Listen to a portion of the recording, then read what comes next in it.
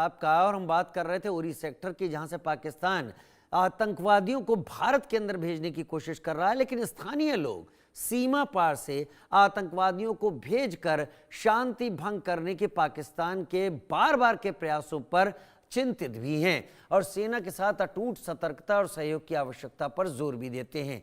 India news की exclusive report देखिए। बीते कुछ दिनों से लगातार निरंतर रेखा से सटीक गांवों में एक अलग ही हलचल देखने को मिल रही है। लोगों को ये डर भी सता रहा है कि कहीं ऑपरेशन सिंदूर फिर से रिज्यूम ना हो जाए, क्योंकि जिस तरह पाकिस्तान के पीओके वाले कब्जे वाले इलाके में हरकतें देखने को मिली है, कई सारे ऐसे टेरर लॉन्चिंग पैड्स जो है नए सिरे से बनाए गए हैं जो कि ऑपरेशन सिंदूर में ध्वस्त किए गए थे।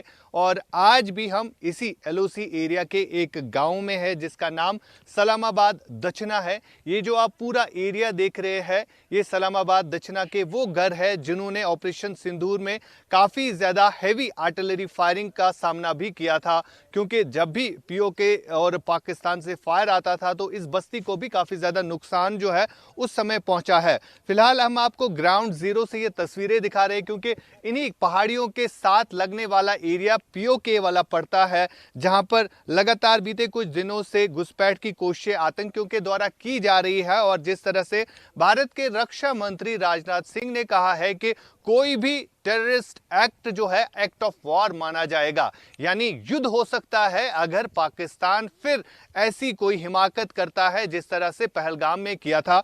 लेकिन फिलहाल इन गांवों में अब सरकार की तरफ से बंकर्स जो है वो बनाए गए हैं।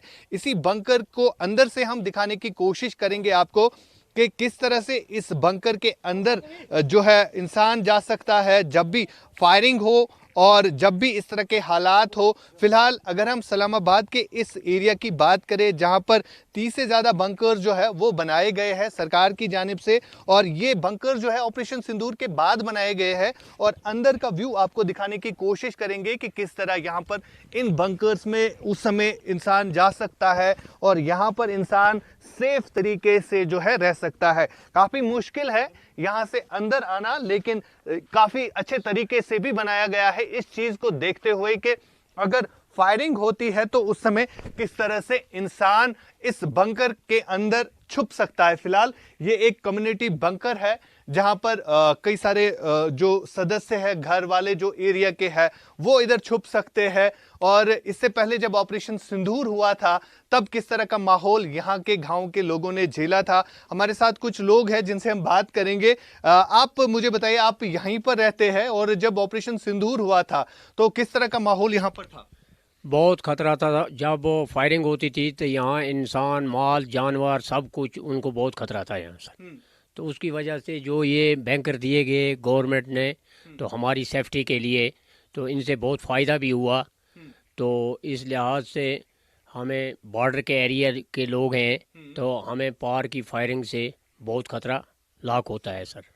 अगर हम सलामाबाद के इस दक्षिणा गांव की बात करें, क्योंकि जब ऑपरेशन सिंदूर हुआ था तो उस समय कितने बंकर्स थे और उसके बाद ऑपरेशन सिंदूर के बाद कितने बंकर्स यहाँ पर आपके गांव में बना दिए गए?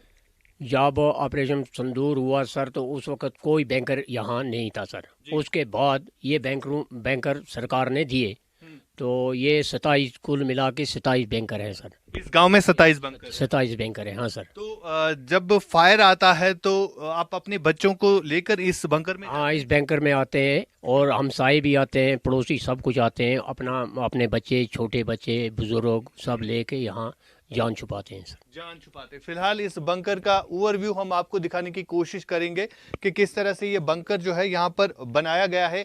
ये बच्चे जो है इसी बंकर में छुप जाते हैं जब फायरिंग होती है, क्योंकि 2 दिन पहले हमने देखा कुपवारा सेक्टर से भी जो युद्ध विराम का उल्लंघन किया गया। और हमारे साथ रईस है जो कि यहाँ के निवासी है और एलओसी के एरिया में रहते हैं। रईस, आपसे जानना चाहूँगा, क्योंकि हालात जो है अब फिर से शायद जंग की ओर जा रहे हैं। जिस तरह की एक्टिविटी हम देख रहे हैं बीते कुछ दिनों से, कुपवारा से फायरिंग हुई और अब कहीं ना कहीं लगातार जो इन्फिल्ट्रेशन अटेम्प्ट्स भी बढ़ गए हैं ऑपरेशन सिंदूर के बाद। क्या लग रहा है आपको कि किस तरह के हालात जो है यहाँ पर इन एरियाज में लोगों को जो है सामना करना पड़ रहा है? देखिए, अगर बॉर्डर इलाके की बात करें तो हम हमेशा जो है जंग के लिए तैयार होते हैं, क्योंकि पता नहीं चलता है कि गोला कब और कहां से आएगा।